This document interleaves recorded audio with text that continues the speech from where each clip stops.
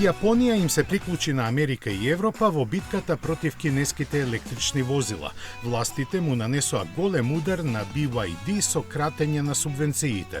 Системот за нивно пресметување е малку сложен, но генерално според новите правила за нивната распределба се фаворизираат локално произведените батерии.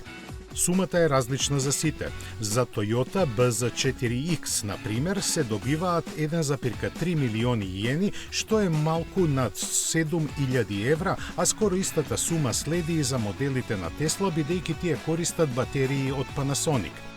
Субвенциите за Nissan Ariya изнесуваат 1 милион јени, исто колку и за електричните модели на Audi, но купувачите на BYD може да сметаат само на 150.000 јени, што е едва и 815 евра.